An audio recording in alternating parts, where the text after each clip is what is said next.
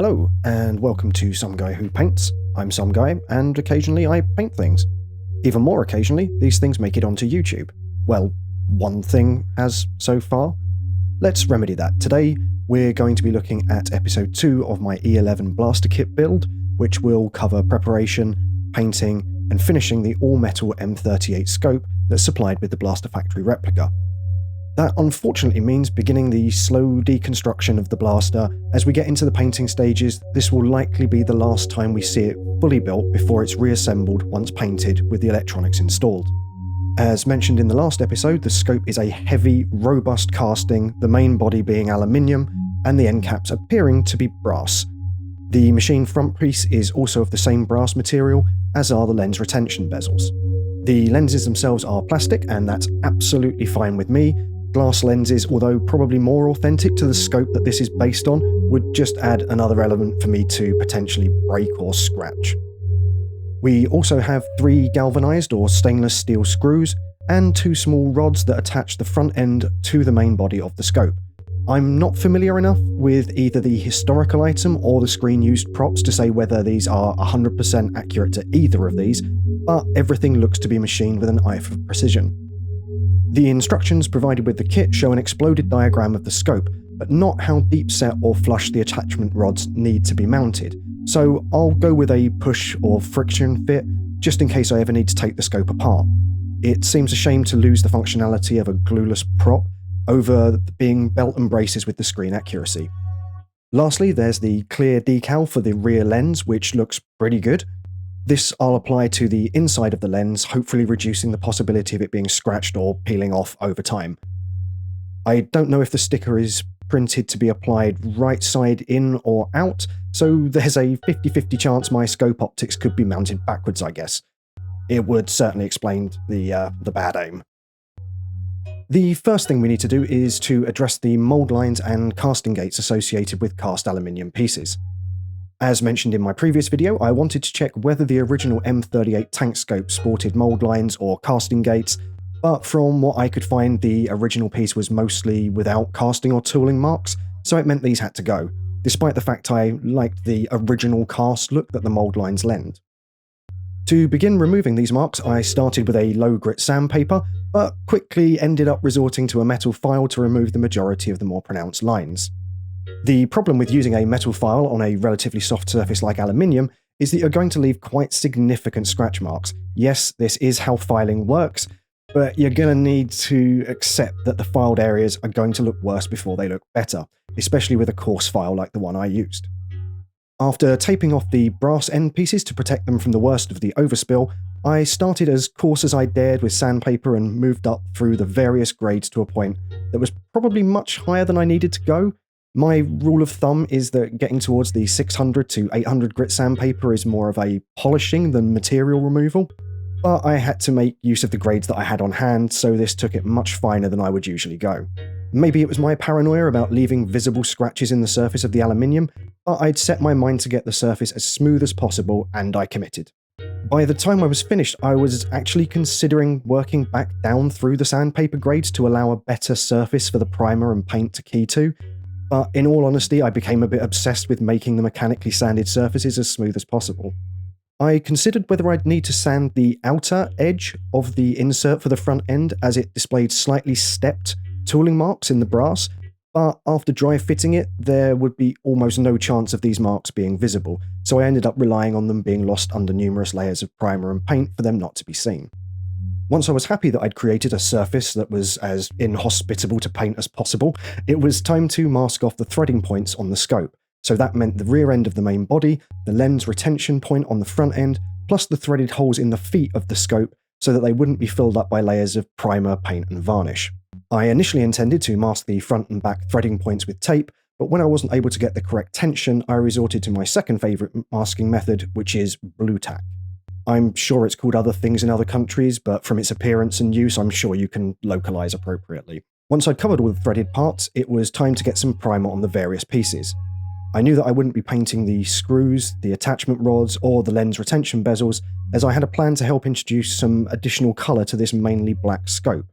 So these were left aside, and the main body and the front end of the scope received 3 coats of primer to prepare them for paint. I had originally planned to use an etching primer designed for problematic surfaces like aluminium, but after falling into a black hole of reviews on various websites, there didn't seem to be any consensus as to which one I should use. Whether down to poor preparation or other outside factors, every highly rated etching primer I looked at seemed to have a painting horror story associated with it, so I went with a general grey primer that was recommended for most metals and had generally favourable reviews. The primer was applied in 3 light coats around 20 minutes apart, in line with the guidelines on the rattle can, applied in my spray booth.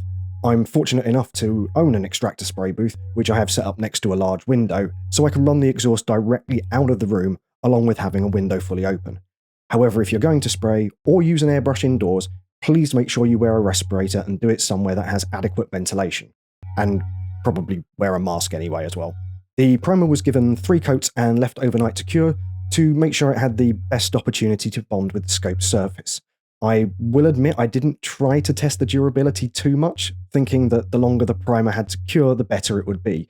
So after nearly 30 hours of curing, I moved on to the base coating. I had thought to use my airbrush to apply the layers of black base coat to the scope, but I found an old rattle can of Painter's Touch Black that I had on the paint shelf and decided to use it instead.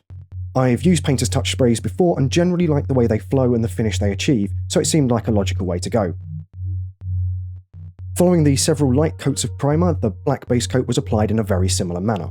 Numerous, thin, light coats of paint before allowing overnight for the layers to cure and harden. Once the paint had dried on the top side, the scope was flipped over so I could complete the underside in the same way. All fairly simple up to this point, just light and repetitive layers of primer and paint, allowing a generous curing time for it all to harden up. At every stage of painting, the threads of the screw-in parts were cleaned and tested to make sure the unpainted brass parts could still be inserted and removed as needed. This was done by removing the blue tack masking and running a craft knife along the tap lines. Threaded bezels were then screwed in and back out to clear any blockages before being wiped clean with a damp cloth. Once I was confident that the base coat and the primer were as solid as they were going to get, I took time to reapply a last selective layer of black spray to help remove some finger marks I'd left in the top coat while checking the coverage. Once this had dried overnight, it was time to move on to the more fun part of the paint job, the detailing. The first part to be addressed was the stamped lettering that appears on the back end of the scope, present on the original found item and the screen-used prop. These letters are traditionally picked out in a white or off-white, sometimes recommended as applied with white crayon and some brute force by other makers. I wasn't comfortable vigorously rubbing a crayon on my fresh paint job, plus I don't own any crayons, so I opted to thin some off-white paint to a milky consistency, swamp it into the lettering, and then remove the excess with tissue paper immediately afterwards. This worked fairly well for the most part, though it's far from the neatest method, so I went back after the effect was applied and tidied up the edges of the lettering with some matte black from the Army Painter. The difference in finish of the black paints wouldn't be a problem once the varnish layer was applied, as this would tie together any inconsistency in the finish for a more uniform look.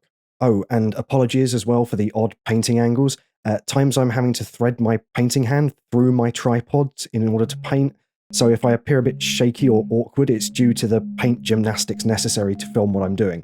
I'm working on sorting this out for the next episode. I had it in mind that I was going to dry brush the brass-coloured weathering onto the scope, which leads nicely into a brief aside on the broadly 2 types of weathering we have available in painting. I say broadly 2 types as there are numerous combinations of the 2 that can be utilised to create an engaging result. The first type, which I am not using here, I refer to as reductive weathering. This method refers to if you are painting, for example, a metallic item that you want to appear chipped and damaged, you apply the various layers of primer and paint to the item, then use abrasion or another process to remove the top layers of paint to expose the metallic colour below. This base metal colour you're revealing could be the original colour of the item, or it could be an applied metallic base paint that you're working back to. You can employ chipping mediums or barrier coats in the process to ensure you're not removing too many layers of the paint, but whichever way you do it, it's breaking down the paint layers to expose those beneath. The downside of this method, to me, is if you don't want previous paint layers to be exposed, as with this piece, where I wanted it to appear as black paint over a cast brass item. I didn't want layers of primer or the aluminium base colour showing through, so I decided to employ the second broad method, which I term as additive weathering, which you'll be familiar with if you're a miniature painter. This method employs laying down the primer and top coat first, then painting on the layers of damage afterwards, commonly through dry brushing or adding scratches onto your base colour. In this case, it meant applying damage and scratches in a brass-coloured paint over the black base coat. This was applied in numerous thin layers using another of my favourite paints, Painter's Touch Old Gold, which has a warm, rich finish to it, and although it's not as bright as a fresh brass finish, it still has a similar hue that makes it acceptable to the eye as a proxy. Why not use both methods of weathering to demonstrate both in video form, I hear you ask? Why not use reductive weathering on the brass ends and additive weathering on the body of the scope? That's a good question, which I'll ignore. Mainly because I didn't want to give myself any more work to do, plus I didn't really think of it until writing this script. So anyway, the Old Gold was worked around all of the edges across the scope, paying particular attention to the edges that would suffer abrasion, but also to provide a visual break in the all-black base coat. Once the edges were defined as needed, the more subtle scratches and wear marks were added across the body and front end as needed to create a cohesive and visually interesting effect. A good example of this is the screw holes on the front piece of the scope, which I applied the weathering to, then tested against the size of the head of the screw, which I then expanded as needed so it was visible when the screw was installed and helped tie the whole thing together. Once I was happy with the extent and frequency of the weathering, as well as how the various pieces of the scope looked alongside each other, it was time to seal in the work that I'd put in so far and apply several coats of varnish to bring everything together. I have rattle can varnishes on hand, but after spending the better part of the last year painting miniatures that I want to have some durability when handling, I opted to use my trusted Vallejo airbrush varnish with a satin finish.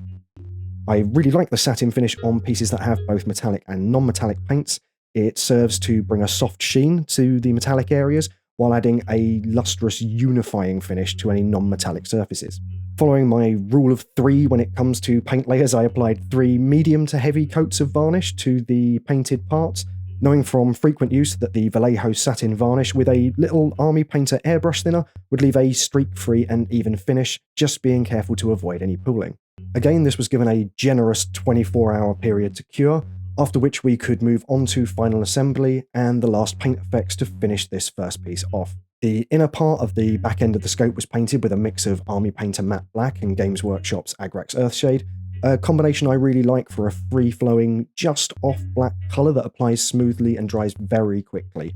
The tried and tested method of 3 thin coats worked out fine, taking care to avoid the screw threads. The front end didn't need this extra attention as the lens retention bezel covered the unpainted brass parts, whereas on the back end the raw brass finish would be seen through the lens, so it needed dealing with. Next were the plastic lenses themselves, which I kept packed away until now to ensure they weren't contaminated by the painting process or scratched during handling. The front lens needed to be inserted and the threaded retainer installed before the front piece could be installed as a whole. As mentioned before, the locating rods were installed to a push or friction fit. Then the supplied screws were installed to ensure that all elements of the scope could be mechanically broken down if needed. The targeting decal was applied to the rear lens by freeing it from the backing paper and then lowering the lens onto it, trying to keep the 2 elements as central as possible, which had some mixed results. After removing the air bubbles with a tissue and some firm pressure, the rear lens was mounted and the retention bezel screwed in, thanks to keeping the threads masked and as clear of paint as far as possible. Once I had everything together, it was time to add some final finishes and some additional colour to the scope. I said in part 1 of this series that my goal was to add as much variation and additional colour to a predominantly black prop blaster, so I couldn't pass up the opportunity to add some weathering and discoloration to the unpainted brass elements. Once these were in place, I added several coats of Games Workshop's Nihilakh Oxide around the edges of the bezels where they met their housing, adding a nice blue-green hue to the mix of colours on the scope. For a part that could be painted as a solid black, we now have a black base, an off-white variating colour in the lettering, gradients of brass for the weathering, raw brass for the lens retainers, and then blue-green verdigris finish to either end. To me, it's not too bad a range of colours without deviating too far from the norms of the prop that I'm trying to replicate. And that about does it for the E11 Blaster scope. I'll leave you with some final glamour shots of the finished M38 in all its glory. All in all, this totaled out as approximately 2 hours of sanding and prep work, 6 hours of paint excluding drying times, and then the time for scripting, recording this voiceover, assembling the visuals and editing. This isn't a complaint by any stretch. I love making videos that are as instructive and well put together as possible. Standard disclaimer as per episode 1, if there's anything you think I could do better in the painting process, or the video production in general, please let me know, as I'm here to do better and learn as I go. Hopefully I'll be back on Instagram soon. You'll be able to follow me there for stage-by-stage updates. I'm s.g.w.p on that platform. But until then, if you'd like to keep up with my projects or just support what I'm doing, then maybe consider dropping me a like on the video or subscribing to the channel so you don't miss anything. Either way, I hope you've found something in this video that was useful or informative, and if not, a genuine thank you for watching this long. Part 3 of the E11 build is coming up soon, plus a kit review for an excellent Blade Runner Deckard pistol 3D print that I'll be starting work on soon. Anyway, thanks for being here, and I'll catch you in the next one. Cheers, guys.